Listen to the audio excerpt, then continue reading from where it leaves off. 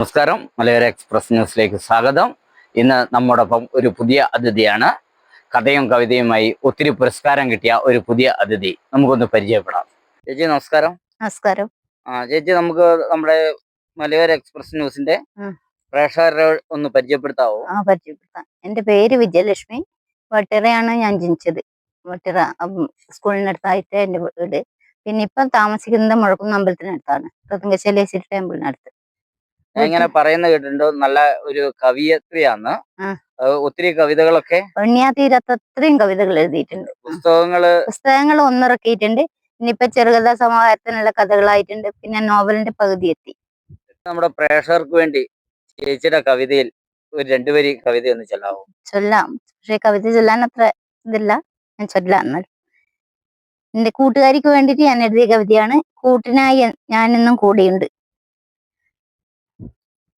എനിക്കേറെ ഇഷ്ടമാം എന്റെ കൂട്ടുകാരി, നിഞ്ഞെന്റെ ഹൃദയത്തിൽ എന്നുമുണ്ട്. ദീപ്തമാം നിന്റെ മിഴികളിൽ കാണും ഏകാന്തതയുടെ നൊമ്പരങ്ങൾ, ഏകാന്തതയുടെ നൊമ്പരങ്ങൾ. ഓർക്കുന്നുവോ എൻ പ്രിയമിത്രമേ, നമ്മൾ കഴിഞ്ഞൊരാ പഴയ കാലം. എന്തിഷ്ടമായിരുന്നു നിനക്കെന്നെ, ഒരുമിച്ചുണ്ടുറങ്ങി കനവുകൾ എത്ര കണ്ടു. നിലാവിൽ അലിഞ്ഞു നമ്മൾ, വഴിയരികിലാരെയോ കാത്തുനിന്നു. ഓമൽ കിനാവുകൾ തഴുകി നമ്മൾ, രാവിനെ പകലാക്കി മാറ്റിയില്ലേ. ദീപമായി തിളങ്ങുന്ന നിന്നയനങ്ങൾ പതിയെ വിടർന്നങ്ങ് പൂത്തു നിൽക്കും. നഷ്ടമോഹങ്ങൾ ബാക്കിയാക്കി നക്ഷത്ര വെട്ടുമ്പോൾ നീ അകന്നുപോയി. അറിയില്ലേതു വാക്കുകൾ കൊണ്ട് സ്നേഹമാം വാതിൽ തുറക്കുമെന്ന്. വീണ്ടും ഒരിക്കൽ നമ്മൾ കണ്ടുമുട്ടി, വിങ്ങലടക്കി ഞാൻ നിന്നുവല്ലോ. പരിചയം പുതുക്കി നീ പോയെങ്കിലും നിന്നെ മറക്കുവാൻ കഴിഞ്ഞില്ലെനിക്ക്. ഒരു നാൾ തേടിയെത്തി നിൻ വിളി, അങ്ങനെ നമ്മൾ വീണ്ടും ഒന്നായി. വിട ചൊല്ലിടല്ലേ ഒരു നാളും എന്റെ സ്നേഹം. പുരസ്കാരങ്ങളൊക്കെ കിട്ടിയെന്ന് പറയുന്നത് കേട്ടോ, അതിനെപ്പറ്റി ഒരു പുരസ്കാരങ്ങള് ഏഷ്യൻ അവാർഡ് കിട്ടിയിട്ടുണ്ട്, ഏഷ്യ വേൾഡ് അവാർഡ്, പിന്നെ ഇന്ത്യൻ ബുക്ക് ഓഫ് അവാർഡ് കിട്ടിയിട്ടുണ്ട്. അതൊക്കെ എനിക്ക് ഒരു കവിത എഴുതിയിട്ട് പ്രകാശനം ചെയ്തത് ബാറ്റൻ ബോസ് സാറാണ്. അങ്കമാലി വെച്ചിട്ടാണ് എൻ്റെ ആദ്യത്തെ പുസ്തകത്തിന്റെ പ്രകാശനം. അത് മഹാകവിത എന്ന് പറഞ്ഞൊരു കവിത എഴുതിയത്.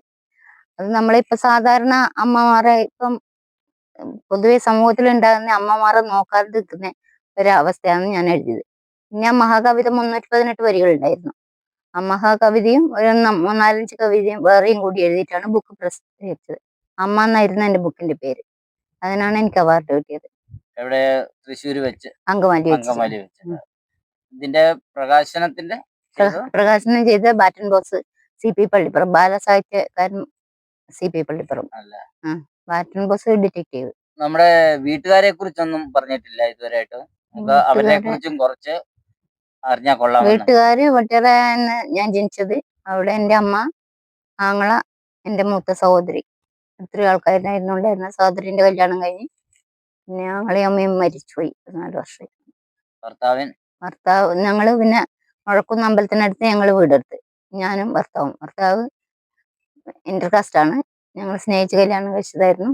അങ്ങനെ അവിടെ വീടെടുത്തിട്ട് 10-14 വർഷമായി അവിടെ താമസിക്കുന്നു. എന്താണ് ജോലി? ഭർത്താവിന് ഗൾഫില്. അമ്മേനെ ഭയങ്കര ഇഷ്ടമാണ്. അമ്മയെ കുറിച്ച് 2 വാക്കും, പിന്നെ അമ്മയെ കുറിച്ച് പുതിയ കവിതയൊക്കെ എഴുതിയിട്ടുണ്ടെന്നൊക്കെ കേട്ടായിരുന്നു. അതിനെപ്പറ്റിയും ഒരു 2 വരി കവിതയും. അമ്മ എൻ്റെ ജീവനാണ്. എനിക്ക് ഏറ്റവും ഇഷ്ടം എന്ന് പറഞ്ഞാൽ അമ്മയും എൻ്റെ സഹോദരനുമായിരുന്നു ഏറ്റവും ഇഷ്ടമുള്ളത്. അമ്മേനെ പറ്റി ഞാൻ ഒരു കവിത എഴുതിയിട്ടുണ്ടായിരുന്നു. എൻ്റെ ഇറക്കിയ പുസ്തകത്തിലും ഉണ്ട് അമ്മേനെയും കൂടപ്പിറപ്പിനെയും പറ്റിയുള്ള കവിത. അപ്പൊ അമ്മേനെ പറ്റിയുള്ള കവിത ഞാനിപ്പം ഇവിടെ വായിക്കാം.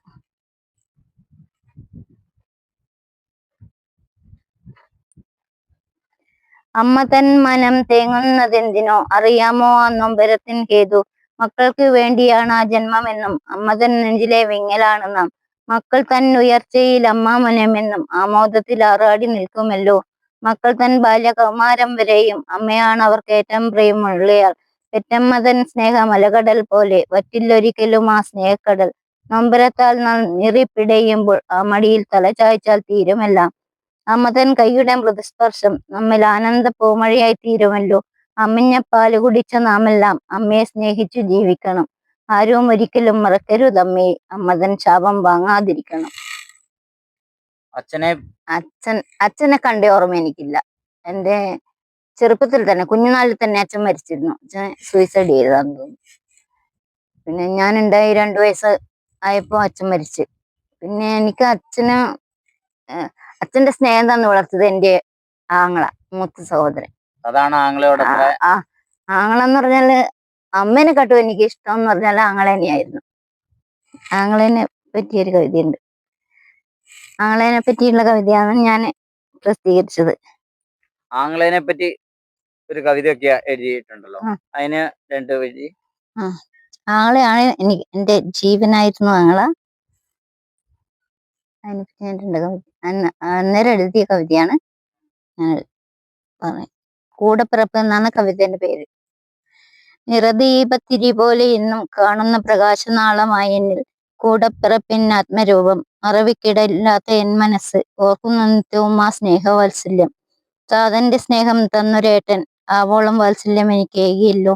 എന്നിഷ്ടമെല്ലാം നടത്തി തന്നേട്ടൻ, എന്റെ ജീവന്റെ ജീവനാം തിരുനാളമേട്ടൻ. പെട്ടെന്നൂതിക്കെടുത്തിയൻ വെളിച്ചം, അന്ധകാരത്തിൽ പെട്ടുലഞ്ഞു ഞാൻ. ഒന്നും അറിയാതെ ഞാൻ ദിനരാത്രങ്ങൾ എണ്ണിത്തീർക്കവേ.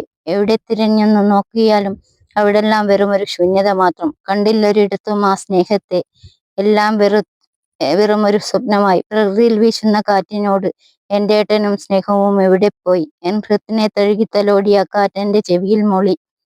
മകളെ, ആത്മാവ് നിന്റെ കൂടെ പിരിയില്ലൊരു നാളും നിന്നെ വിട്ട്.